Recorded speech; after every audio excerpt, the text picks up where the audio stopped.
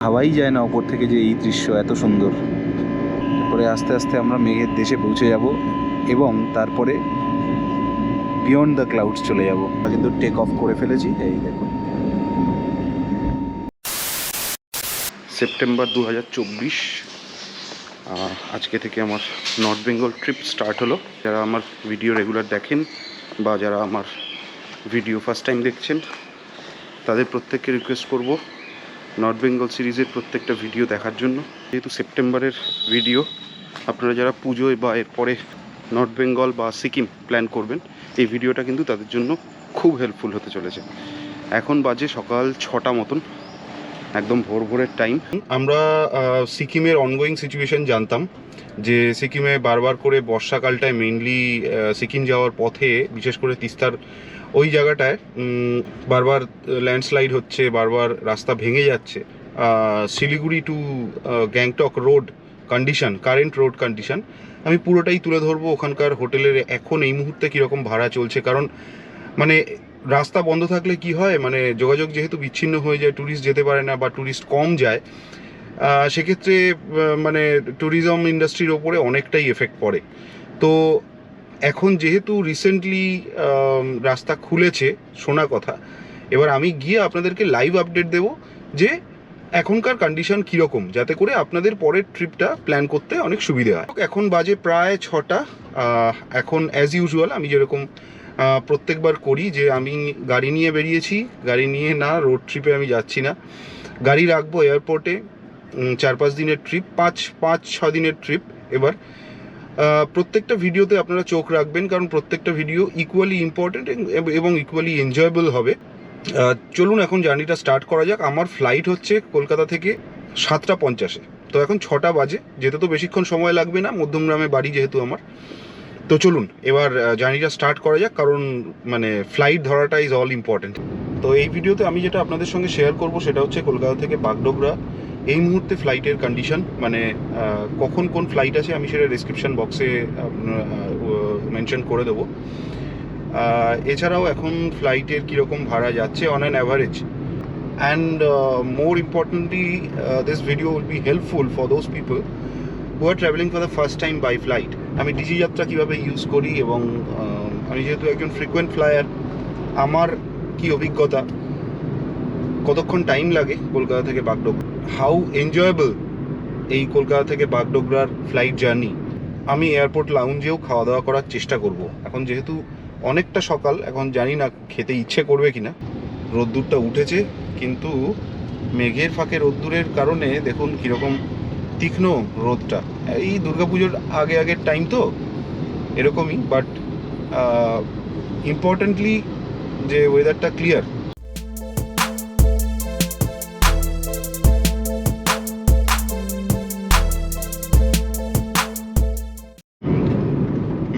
যশোর রোডে কম্পারেটিভলি ভিড়টা দেখলাম, গাড়ির ভিড়, ট্রাকের ভিড় মেনলি, কিন্তু এয়ারপোর্টের এই রাস্তাটায় 2.5 নম্বর থেকে যেটা ঢুকে গেল, এই রাস্তাটা কিন্তু এখন ফাঁকা।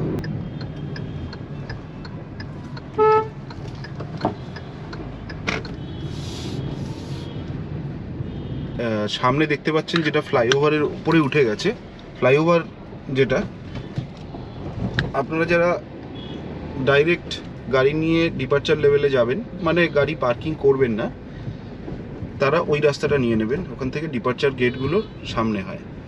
আর আমি যাব হচ্ছে স্ট্রেট, মানে নিচ দিয়ে, যেখানে হচ্ছে পার্কিং। এই যে দেখুন সামনে আপনারা নিশ্চয়ই দেখতে পাচ্ছেন কার পার্কিং এন্ট্রি। এখানে কিন্তু গাড়ির জন্য গাড়ির একটা টোকেন নিতে হয়, টোকেন মেশিন।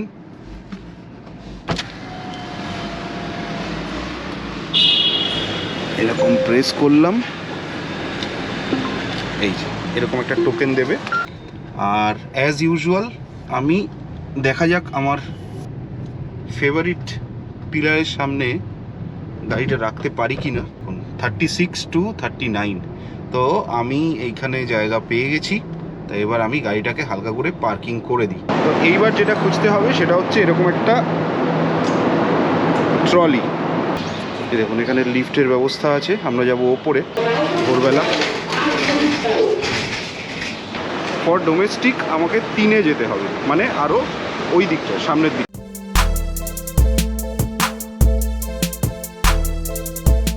কিন্তু ফার্স্ট অফ অল ডিজি যাত্রার এন্ট্রি প্রসেসটা আমি আপনাদের সঙ্গে শেয়ার করব। চলুন।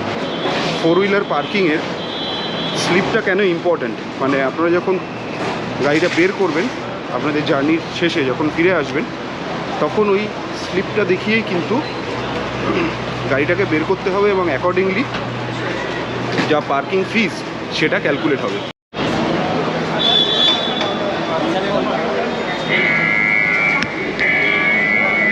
ডিজি যাত্রা দিয়ে তো এন্ট্রি করে নিলাম। আর ডিজি যাত্রা কীভাবে ইনস্টল করবেন এবং রেজিস্টার করবেন সেই ভিডিওটা দেখার জন্য কিন্তু আমি একটা ডেডিকেটেড ভিডিও করেছিলাম এর আগে। আপনাদের হয়তো যারা আমার ভিডিও ফলো করেন তারা প্রত্যেকেই ডিজি যাত্রা ব্যবহারের যেটা প্রণালী, মানে ডিজি যাত্রার আপনার কীভাবে রেজিস্ট্রেশন এবং ইনস্টলেশন এবং রেজিস্ট্রেশন, তো সেটা কিন্তু আমি কলকাতা টু ভাইজ্যাগ ওই ভিডিওটাতে আমি আপনাদের সঙ্গে ডিটেলসে শেয়ার করেছিলাম। আপনারা চাইলে ওই ভিডিওটা দেখে নিতে পারেন। তো চলুন, এবার নেক্সট প্রসেস হচ্ছে যেতে হবে ইন্ডিগোর কাউন্টারে। আমি ব্যাগটা জমা দেবো, কারণ আমার ব্যাগের ওজন আজকে একটু বেশি, অন্য দিনের তুলনায় বেশ কিছুটা বেশি, তো আমি ব্যাগ জমা দেবো। আপনারা চাইলে ওখানে এক্সরেও করিয়ে নিতে পারেন ব্যাগটা, কিন্তু এক্সরে মনে হচ্ছে এখন ফেসিলিটি নেই, তো ডাইরেক্ট এখানে চেক ইন হবে। যেই জন্য মেইনলি ডিজি যাত্রা আজকের ডেটে ইউজ করাটা বাধ্যতামূলক হয়ে পড়েছে। সেটা হচ্ছে দেখুন সিকিউরিটি চেকিংয়ে এরকম লাইন, কারণ এর পরবর্তী স্টেপ হচ্ছে সিকিউরিটি চেকিং, এরকম লাইন। তো আমরা যাব হচ্ছে থ্রু ডিজি যাত্রা। দেখুন ডিজি যাত্রায় কিন্তু একদম ইজিলি ইনস্ট্যান্ট আপনি ঢুকে যেতে পারবেন। এই জায়গাটায় ভিডিও অ্যালাউড নয়, সো আমি আপনাদেরকে দেখাতে পারছি না, দেখা হচ্ছে। তো যাই হোক, সিকিউরিটি চেকিং সময় সময় ভালো ভালো হয়ে গেল। সিকিউরিটি চেকিং করে আপনারা যখন টার্মিনালের কাছে, মানে টার্মিনালের দিকটায় আসবেন, আপনারা কিন্তু এরকম প্রচুর খাবারের দোকান দেখতে পাবেন। দেখুন প্রচুর খাবার দাবারের দোকান, এখানে মিষ্টির দোকান রয়েছে, এখানে একটা সিকিউরিটি চেকিং গেট রয়েছে। এই যে এখানে চকলেটস আমি মাঝে মাঝেই কিনি WH স্মিথ থেকে। তো যাই হোক, আমার বোর্ডিং হবে gate number 102 which is in ground. 7:05 boarding time আমার। সো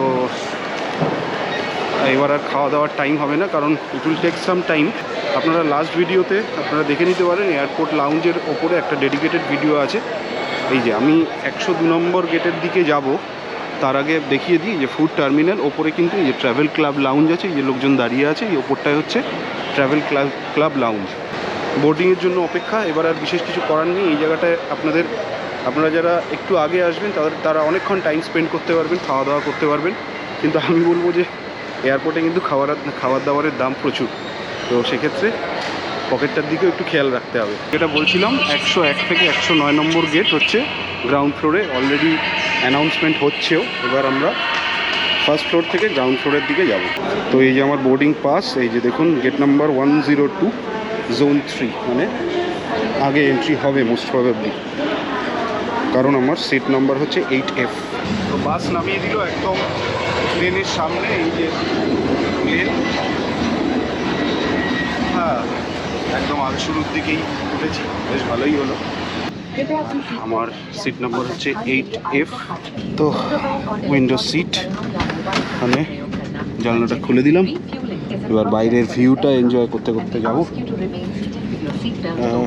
এখানে একটা কথা আপনাদের বলার, যারা আপনারা কলকাতা থেকে বাগডোগরা যাচ্ছেন, সেক্ষেত্রে আপনারা চেষ্টা করবেন যে বাঁ দিকের উইন্ডো সিট নেওয়ার, কারণ ওদিক থেকে পুরো হিমালয়ান রেঞ্জ একদম ক্লোজ একটা ভিউ থাকে। কিন্তু আমি বাঁ দিকের কোনো উইন্ডো সিট পাইনি আনফর্চুনেটলি, ডান দিকেরটা পেয়েছি। এনিওয়ে আমি চেষ্টা করবো যাতে ডান দিকের এই বাঁ দিকের ভিউটা আপনাদের সঙ্গে কিছুটা শেয়ার করা যায়। সিট পকেটে সামনে যাবতীয় যা বিলঙ্গিংস রেখে দিলাম। এখানে আছে একটা ট্রে, যেটা আমার পরে কাজে আসবে, অল ইম্পর্টেন্ট। এই যে হচ্ছে সিট বেল্টটা বেঁধে নেব। আমি ম্যাগাজিন পড়বো না, তার কারণ এতবার ট্রাভেল করে করে আমার ম্যাগাজিনটা মুখস্থ হয়ে গেছে। আচ্ছা, ওই পাশটায় হচ্ছে ABC, আর হচ্ছে এই পাশে হচ্ছে DEF। কোন বাজে 7:21, জাস্ট ফ্লাইটে উঠে বসলাম। ফ্লাইট টেক অফ করবে 7:50, আর এই আধ ঘন্টা আপনারা ফ্লাইটের মধ্যে বসে বাইরের ভিউটা এনজয় করতে পারেন। চলুন একবার বাইরের ভিউটা আপনাদের।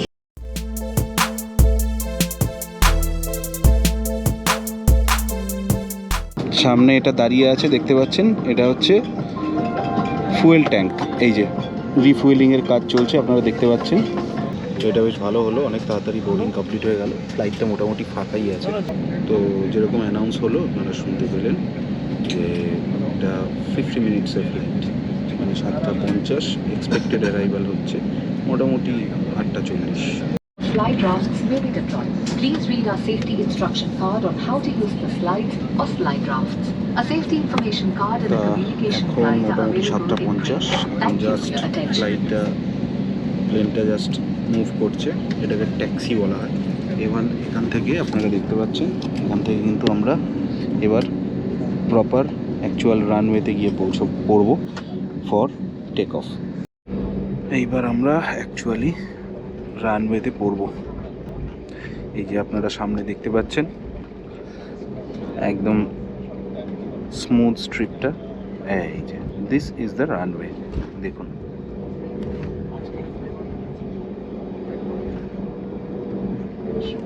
এবার ফ্লাইট টেক অফ করবে।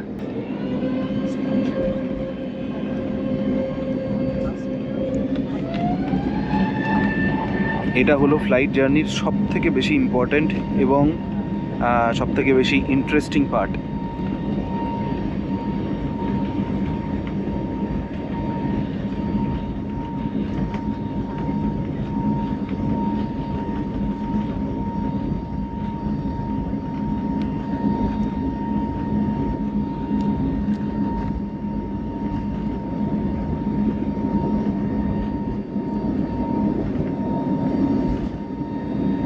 আমরা কিন্তু টেক অফ করে ফেলেছি, এই দেখুন।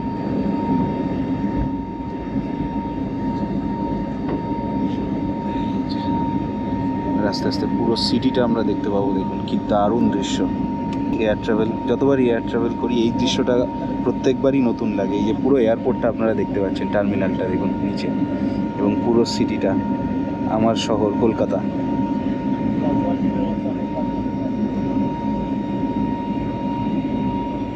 Just wow site. এবং ওপরে দেখুন আপনারা মেঘগুলো, we are touching the clouds, so beautiful.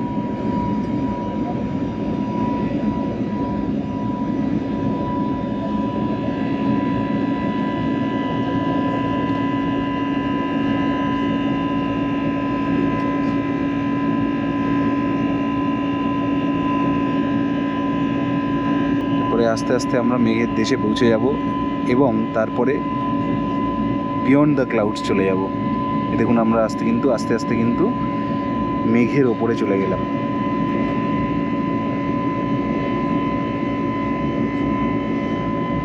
নিচে গঙ্গা নদী দেখা যাচ্ছে।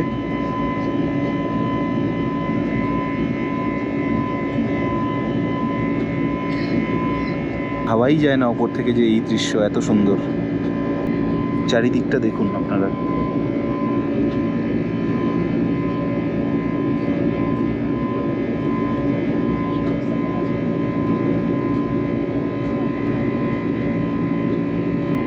আমরা কিন্তু এবার আস্তে আস্তে 30,000 ফিটের কাছাকাছি চলে যাচ্ছি।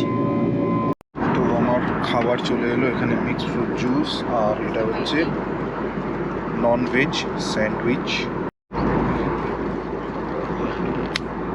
এরকম টোটাল 4টে স্লাইস দেওয়া আছে, মানে 2টো স্যান্ডউইচ। স্যান্ডউইচ যেরকম হয়, নতুন করে কিছু বলার নেই।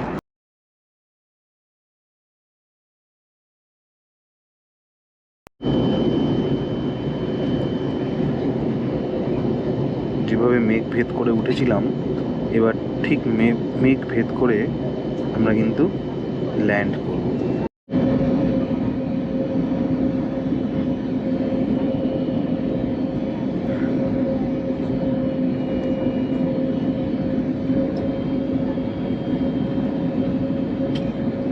এবার আমরা ফাইনালি ল্যান্ড করে গেলাম বাগডোগরা এয়ারপোর্ট।